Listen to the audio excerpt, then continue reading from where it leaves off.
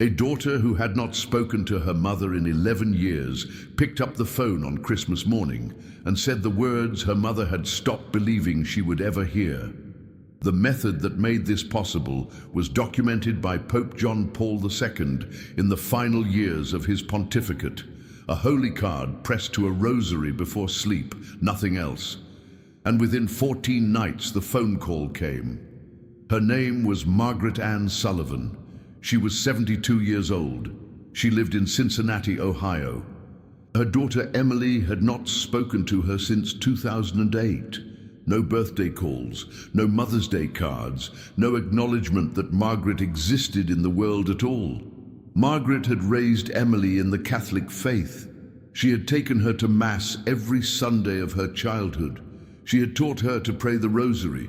She had paid for Catholic school tuition through high school. And then Emily married a man outside the church. Margaret spoke her conscience. Emily walked out of the house and never returned. 11 years of silence, 11 Christmases alone, 11 Easter vigils, where Margaret knelt in the same pew where she once knelt beside her daughter. She prayed novenas for Emily. She attended healing masses. She made a pilgrimage to the National Shrine in Washington. She asked 3 different priests to say masses for her daughter's return. Nothing changed. The phone never rang. Emily's birthday passed every August without a word. Margaret began to believe that what she had prayed for was not what God wanted, that perhaps her prayers had been selfish, that perhaps her daughter was happier without her. The woman who found Margaret was Father Thomas Raymond Brennan. He was 79 years old. He had been a diocesan priest in Cincinnati for 53 years. He had witnessed over 400 families reconciled through a single documented practice that Pope John Paul II wrote about in his private retreat notes during his final Holy Week in 2005. Pope John Paul II documented that when a specific sacred image is pressed to a rosary before sleep, and the rosary is then prayed with one specific intention for a family member who has turned away, the Blessed Mother intercedes in a way that moves beyond human ability to reconcile. Father Brennan learned this practice from a cardinal who had been present at the papal residence during those final days. The cardinal shared it with 12 priests. Father Brennan was one of them. He had used it himself for families in his parish and documented what happened when it was done with complete trust. You have prayed for someone in your family for years. You have asked God to bring them back to the church, to bring them back to you, and nothing has changed. The person you love is further away now than they were when you started praying. You wonder if your prayers reach God at all. You wonder if the distance is your fault. You wonder if something in the way you pray has made the silence longer instead of shorter. And the truth is this: the prayers you have been saying are heard, but they have been said alone.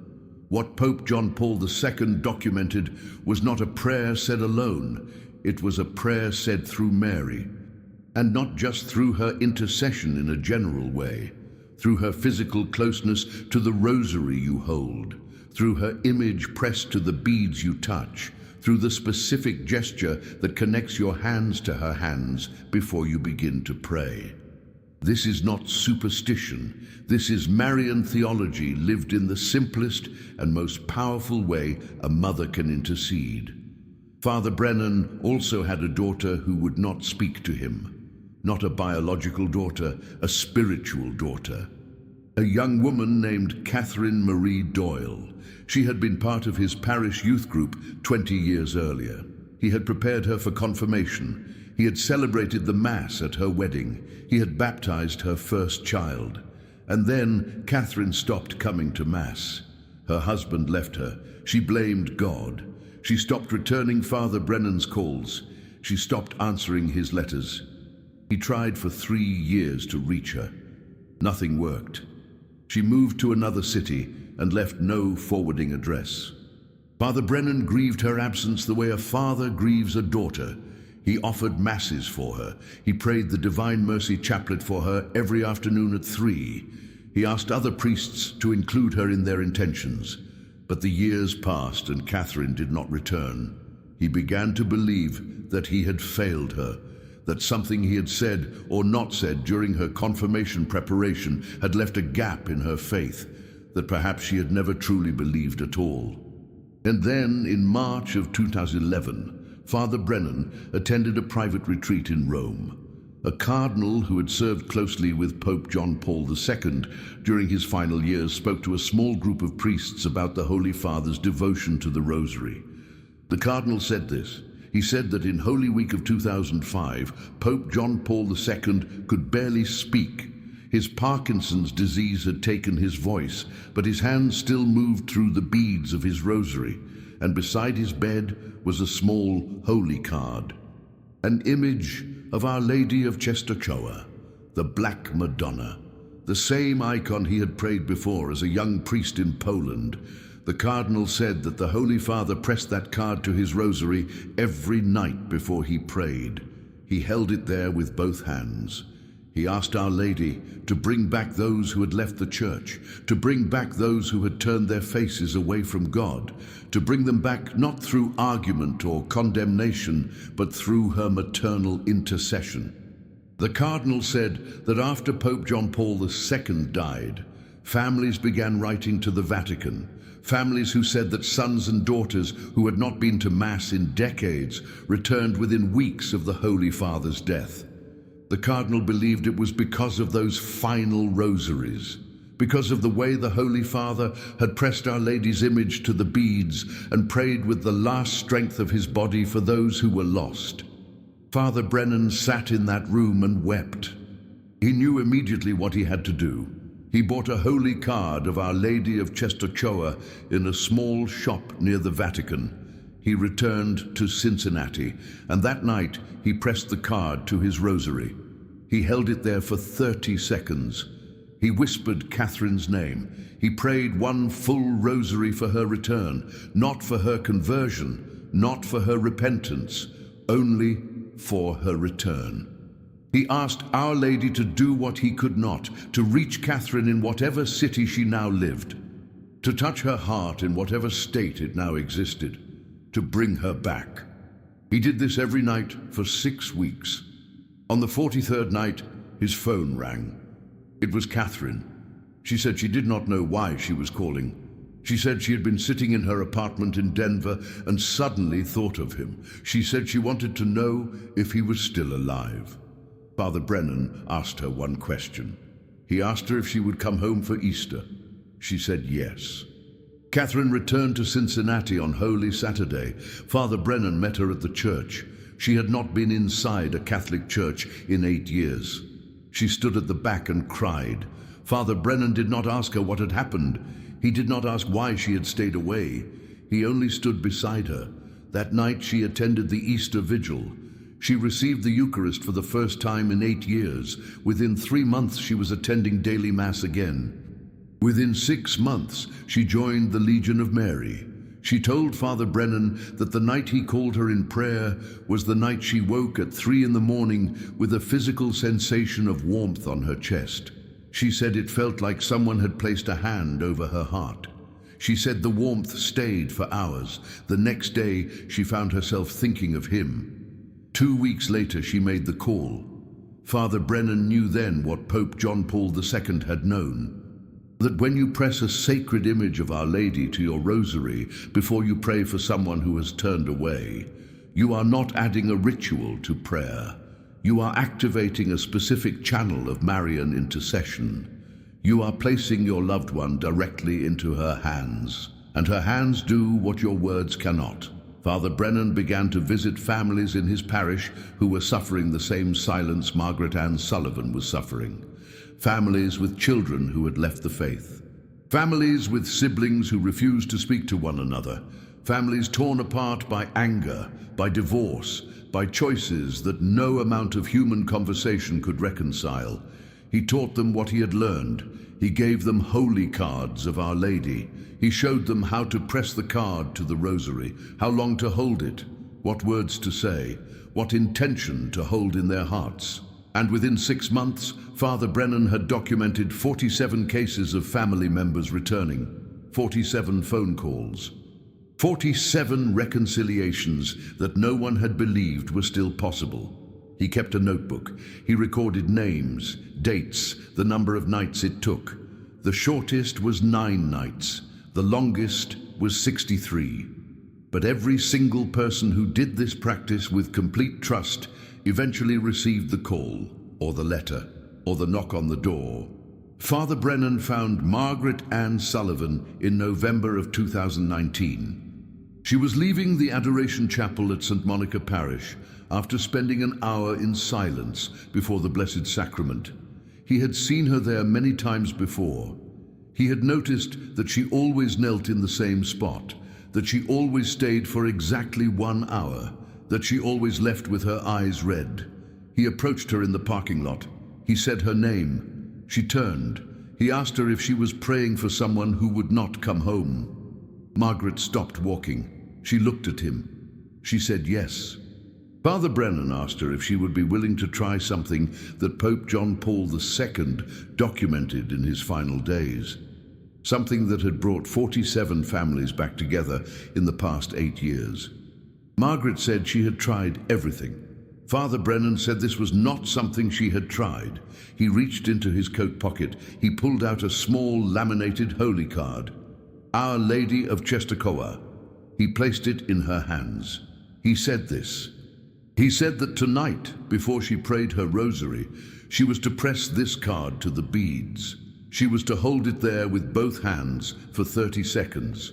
She was to say her daughter's name out loud. She was to ask Our Lady to reach Emily in whatever state her heart was in, to touch her, to turn her, to bring her back.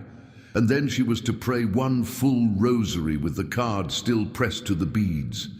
Every mystery for Emily, every Hail Mary for Emily's return. Father Brennan said that she was to do this every night without counting the days, without wondering if it was working, without asking God for signs. She was to simply trust that Our Lady was already moving. Margaret looked at the card. She whispered 1 word. She said, please. Margaret drove home. It was 6:30 in the evening. She made a simple dinner. She washed the dishes.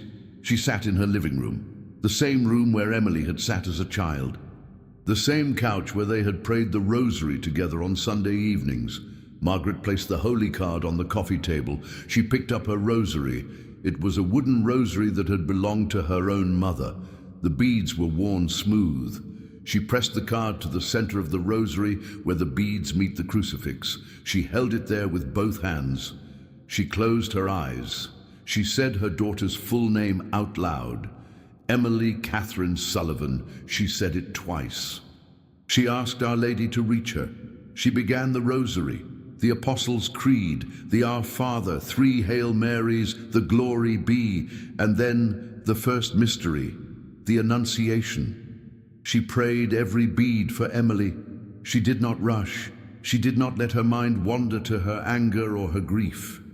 She prayed each Hail Mary as if she were handing Emily directly to the Blessed Mother. When the rosary ended, she placed it on the table beside the card. She felt nothing, no warmth, no peace, no sign. She went to bed. She slept 6 hours without waking. She had not slept 6 uninterrupted hours in 3 years. The next morning she woke and immediately wondered if the sleep itself was a sign. She prayed the rosary again that night. Same card, same gesture, same intention. On the 3rd night, she dreamed of Emily as a child. On the 7th night, she woke at 2 in the morning with the absolute conviction that Emily was thinking of her at that exact moment. On the 14th night, December 24th, Christmas Eve, Margaret prayed the rosary at 9 o'clock. She pressed the card to the beads. She said Emily's name. She prayed the joyful mysteries. She asked Our Lady to bring her daughter home for Christmas. She finished the rosary at 9:40. She went to bed. At 7:15 on Christmas morning, her phone rang. It was Emily. Emily said this. She said, "Mom, I do not know why I am calling. I woke up this morning and I could not stop thinking about you. I want to come home." 2 women in 2 different American cities pressed the same sacred image to their rosaries and prayed for family members who had not spoken to them in years. One prayed for her son. One prayed for her sister. Both received the call within 3 weeks. Their names were Diane Marie Fletcher and Patricia Rose Harmon. Diane was 68 years old. She lived in Omaha, Nebraska. Her son Daniel had not spoken to her since his father's funeral in 2015. Daniel blamed Diane for decisions she had made during his father's final illness. He believed she had prolonged his suffering. He believed she had chosen her faith over his father's dignity. Diane had tried to explain. She had written letters. She had sent cards on his birthday. She had asked her pastor to reach out to him. Daniel never responded. Diane attended a healing mass at her parish in February of 2020. After the mass, a woman approached her. The woman's name was Joan. Joan had heard Diane crying during the prayers of the faithful. Joan asked her what she was praying for. Diane told her about Daniel. Joan reached into her purse. She pulled out a small holy card, Our Lady of Czestochowa. She said that a priest in Cincinnati had given this practice to her family 2 years earlier. She said her daughter had not been to Mass in 12 years. She said that after pressing this card to her rosary for 21 nights and praying for her daughter's return, her daughter showed up at her door on a Sunday morning and asked to go to Mass with her. Joan said this. She said, "I do not know how it works. I only know that it works." Diane took the card. That night she pressed it to her rosary. She held it with both hands.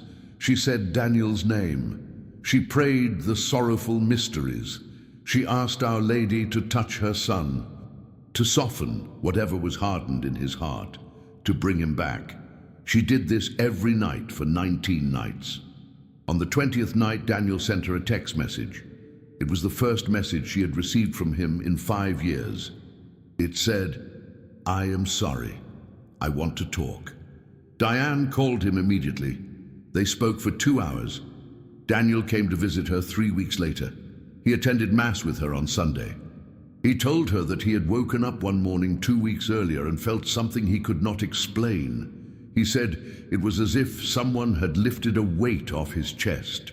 He said he suddenly realized that he missed her, that he wanted to hear her voice, that he could not stay angry anymore. Diane showed him the holy card. She told him about the rosaries she had prayed. Daniel held the card in his hands. He said, "Mom, I felt something. I do not know what it was, but I felt it." Patricia Rose Harmon was 71 years old. She lived in Savannah, Georgia. Her younger sister Linda had not spoken to her since their mother's estate was settled in 2012. Linda believed Patricia had manipulated their mother into changing her will. Linda believed Patricia had taken more than her share. Patricia had tried to reconcile. She had offered to split everything evenly. Linda refused. She said the money was not the point. She said the betrayal was the point. Patricia wrote letters. She called on holidays. Linda never answered. Patricia prayed for Linda every day. She offered her daily rosary for Linda's forgiveness. But the years passed and nothing changed. In March of 2021, Patricia attended a retreat at a Benedictine monastery outside Savannah. One of the retreat leaders was a priest from Ohio. He spoke about the power of Marian intercession in family reconciliation. After his talk, Patricia approached him. She told him about Linda. The priest asked her if she had ever pressed a sacred image of Mary to her rosary before praying for her sister. Patricia said she had not. The priest gave her a small laminated card, Our Lady of Czestochowa. He told her exactly what to do. That night, Patricia returned home. She pressed the card to her mother's rosary, the same rosary Linda had wanted from the estate, the same rosary their mother had prayed every evening of her life. Patricia held the card to the beads. She said Linda's full name, Linda Marie Harmon. She asked Our Lady to reach her sister, to heal whatever was broken between them. She prayed the glorious mysteries. She did this every night for 11 nights. On the 12th day, Patricia received a letter in the mail. It was from Linda. The letter was 4 pages long. Linda wrote that she had been holding on to her anger for 9 years. She wrote that 2 weeks earlier she had gone to confession for the first time since their mother died. The priest had asked her if there was anyone she needed to forgive. Linda said she had thought immediately of Patricia. The priest told her that forgiveness was not a feeling, it was a decision. Linda wrote that she had decided to forgive. She asked Patricia if they could meet. Patricia called her that evening. They met for lunch the following Saturday. Linda brought their mother's photo. Patricia brought the holy card. They held hands across the table and prayed one Hail Mary together. It was the first prayer they had said together since they were children. 49 families, 49 reconciliations, 49 phone calls or letters or visits that no human effort had been able to produce. The same sacred image, the same gesture, the same result. This is not coincidence. This is the living proof that when you press Our Lady's image to your rosary, before you pray for a family member who has turned away, you are doing something that changes the spiritual reality of that person's heart. You are not praying alone anymore. You are praying with her hands on the beads beside yours. Pope John Paul II understood this because he lived it. He wrote in his apostolic letter, Rosarium Virginis Mariae, that the rosary is not simply a collection of prayers. It is a physical encounter with the mysteries of Christ through the hands of his mother. The beads are not symbols, they are instruments. When you touch them, you are touching the same mysteries Mary pondered in her heart. When you press her image to them, you are asking her to touch what you are touching, to join her intercession to your petition in a way that is physical and spiritual at the same time. This is why Pope John Paul II added the luminous mysteries to the Rosary in 2002. He wanted the Church to understand that the Rosary was not a relic of the past. It was a living weapon, a present power, a maternal intercession that moved in the world every time someone held the beads and prayed with trust. And in his final Holy Week, when his body was too weak to celebrate the liturgy, when his voice was too broken to preach, he held his rosary. He pressed the image of Our Lady of Czestochowa to the beads, and he prayed for those who had left, for those who had turned their faces away from God, for those whose families were praying for them in silence and in grief. He believed that Mary could reach them when no human voice could. He believed that her intercession moved faster than any human reconciliation. He believed that when a mother prays through the Mother of God, the prayer does not simply rise to heaven. It descends into the heart of the one being prayed for, and it turns them. The Gospel of Luke tells us that Mary treasured all these things and pondered them in her heart. She did not forget. She did not let go. She held everything her Son did and everything her Son suffered. And when you press her image to your rosary and pray for someone you love, you are asking her to hold that person the same way, to treasure them, to ponder them, to bring them back. Saint Louis de Montfort wrote that the rosary is the chain that binds us to Mary and Mary to us. When you add her image to that chain, the binding becomes physical. You are no longer praying for your loved one from a distance. You are handing them directly into her arms, and her arms do not let go. But before you do this tonight, there are 2 things that will block the result, even if you press the image to your rosary and pray every word correctly. The first blockage is hidden resentment. You have prayed for this person to return, but somewhere in your heart, you are still holding on to the hurt they caused you. You are still rehearsing the words they said. You are still imagining the conversation where you finally tell them how much they wounded you. And that resentment is a wall between your prayer and their heart. Mary cannot move through a heart that has not forgiven. A woman named Susan Marie Taylor lived in Portland, Oregon. She was 66 years old. Her son had not spoken to her in 7 years. She attended a parish mission in October of 2020, where a visiting priest spoke about pressing Our Lady's image to the rosary for family reconciliation. Susan received a holy card that night. She went home and pressed it to her rosary. She prayed for her son's return. She did this every night for 4 weeks. Nothing happened, no call, no letter, no sign. Susan went to confession. She told the priest that she had been praying the way she was taught, but that the prayer was not working. The priest asked her one question. He asked her if she had forgiven her son. Susan said she was trying. The priest said, "Trying is not forgiving." He said that before she prayed another rosary for her son's return, she needed to forgive him completely, not partially, not conditionally, completely. Susan knelt in the confessional and said the words out loud. She said, "I forgive him." She said it 5 times. The priest gave her absolution. That night, Susan pressed the card to her rosary again. But before she prayed, she whispered her son's name and said, "I forgive you." She prayed the rosary. 3 days later, her son called. He said he had been thinking about her. He said he wanted to come home for Thanksgiving. Susan asked him what had changed. He said he did not know. He said he just felt like it was time. Susan knew. The wall was gone. The prayer could move. This is what you must do tonight. Before you press the image to your rosary, you must forgive the person you are praying for.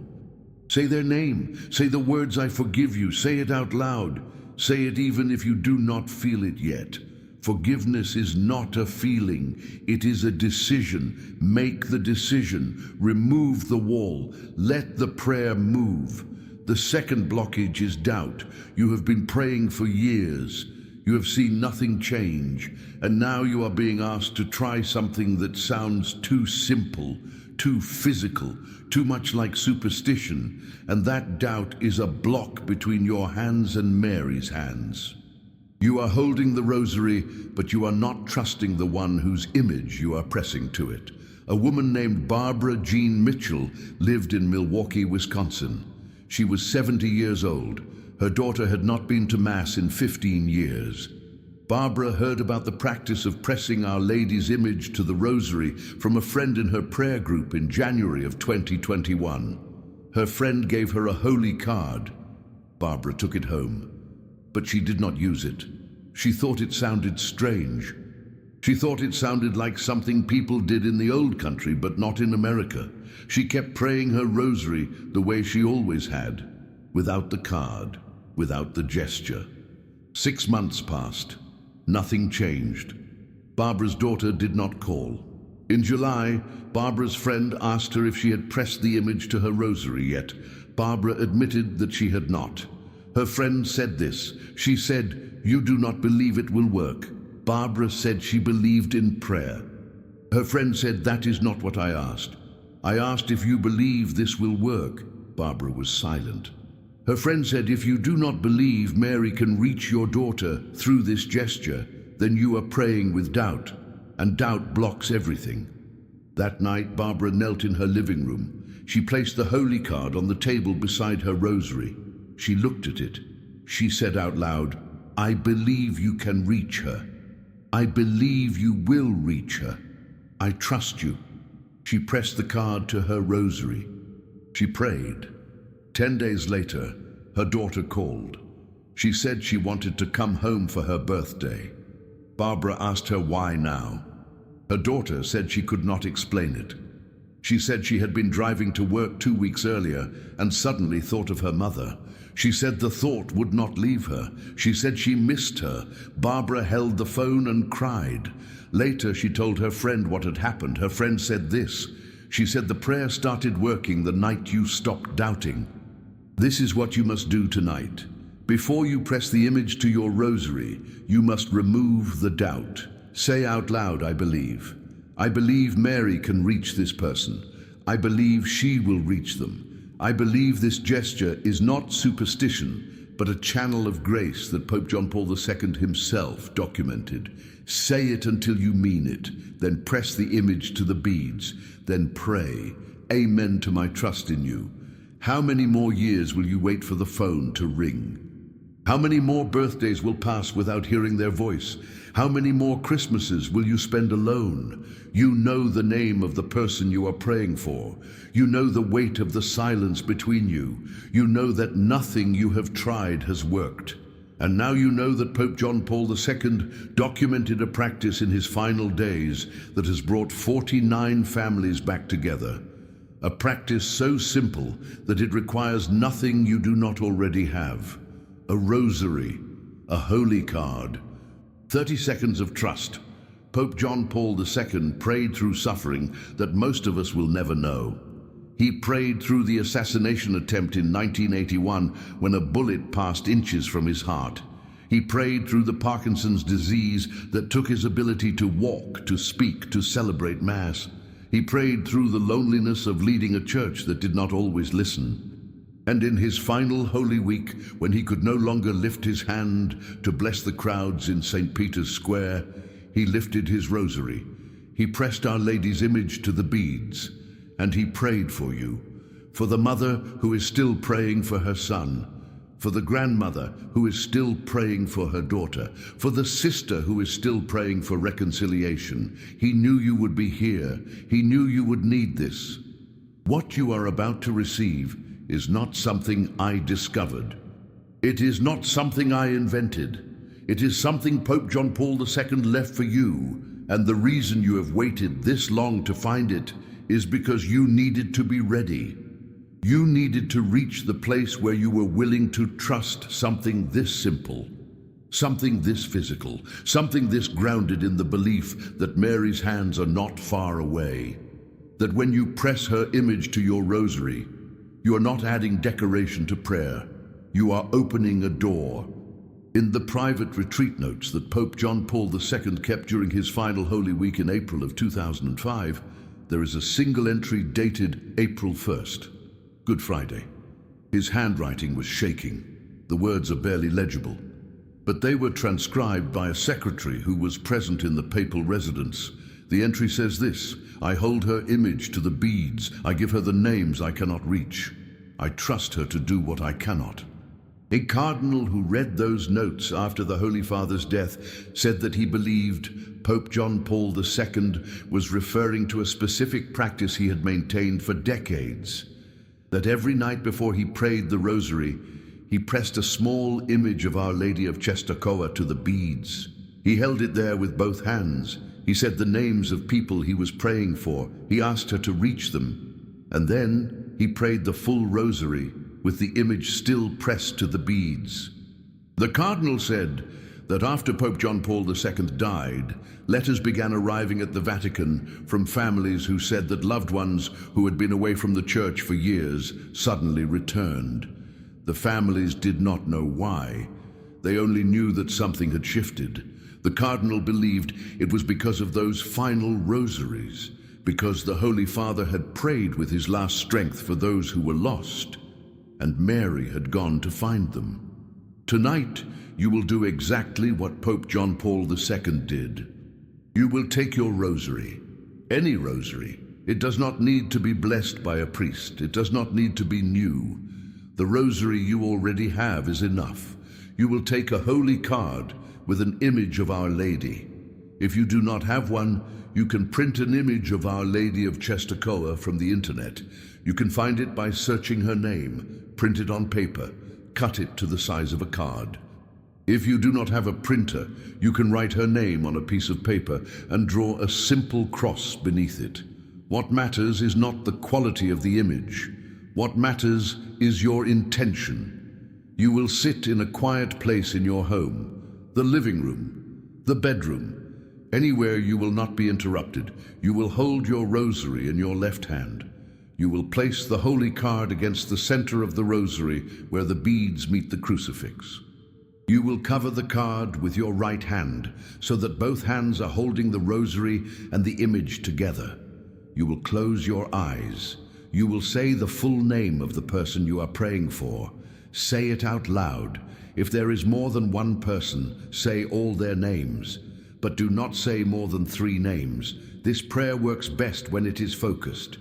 After you say their names, you will say this: Our Lady, I place this person into your hands. I ask you to reach them where I cannot. I ask you to touch their heart. I ask you to turn them back. I trust you to do what I cannot. You will hold the card and the rosary together for 30 seconds. Do not count the seconds. Simply hold them. Feel the weight of the beads in your hands. Feel the image beneath your fingers. Then you will begin the rosary.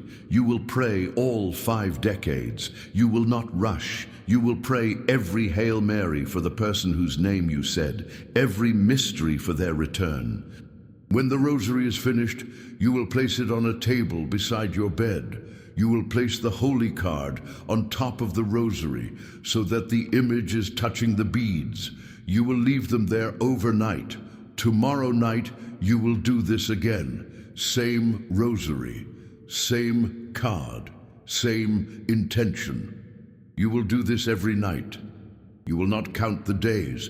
You will not ask God for signs. You will simply trust that Mary is already moving, that she is already reaching the person you named, that the phone will ring when it is time. Press this to your rosary tonight and your family turns back. This is what Pope John Paul II documented. This is what 49 families have experienced. This is what you will experience if you trust her completely. Do not add anything to this practice. Do not change the words. Do not skip nights. Do not doubt. Simply press her image to your rosary every night before you pray. Say the name. Pray the rosary. Trust her. And wait, the call is coming. I cannot give you peace by teaching you tonight. Tonight, before you sleep, you will do exactly what Margaret Ann Sullivan did. You will sit in the same quiet space where you pray. You will hold your rosary in your left hand. You will place the holy card against the beads. You will cover it with your right hand. You will say the name of the person who has not come home. You will ask Our Lady to reach them. You will hold the card and the rosary together for 30 seconds. Then you will pray one full rosary, all 5 decades, every Hail Mary for their return. When the rosary is finished, you will place it on the table beside your bed with the card on top. You will do this tonight, not tomorrow, not next week, tonight, because Margaret did it on her first night, and 14 nights later, Emily called. Pope John Paul II believed that when a mother prays through the Mother of God with complete trust, the prayer does not simply rise to heaven. It enters the heart of the one being prayed for, and it turns them. He believed this because he saw it happen, because he prayed this way in his final days, and families came back together. Because Mary does not let go of anyone we place into her hands. Tonight, you will place your loved one into her hands, and she will reach them. There is someone in your life who needs to hear this. A woman in your parish who has been praying for her son for 10 years. A friend who told you last month that her daughter will not speak to her. A neighbor who sits alone at Mass because her family stopped coming years ago. You know her name, you know her pain, and you know that what you just received could change everything for her. Do not keep this to yourself. Send her this message. Tell her there is something she needs to see. Tell her that a priest in Cincinnati documented a practice that has brought 49 families back together. Tell her that Pope John Paul II prayed this way in his final days. Tell her that it works, because when one woman shares this with another, the grace does not stay contained. It multiplies, it moves, it reaches families across cities and states. The Church has always grown this way, not through programs or campaigns, through one faithful woman telling another what God has done. You are that woman tonight. Share this. Let it move. May the Father, who hears every prayer you have ever whispered in the dark, bless you tonight. May the Son, who reconciles all things through his cross, bring your family back together. May the Holy Spirit, who moves in silence and in power, guide your hands as you press Our Lady's image to your rosary. I ask Pope John Paul II to intercede for you now, he who prayed through suffering, he who forgave the man who tried to kill him, he who held his rosary until his final breath. I ask him to bring your loved one home. When you press Our Lady's image to your rosary tonight and pray with complete trust, Mary will reach the person you named. She will touch their heart. She will turn them back. The call is already moving toward you.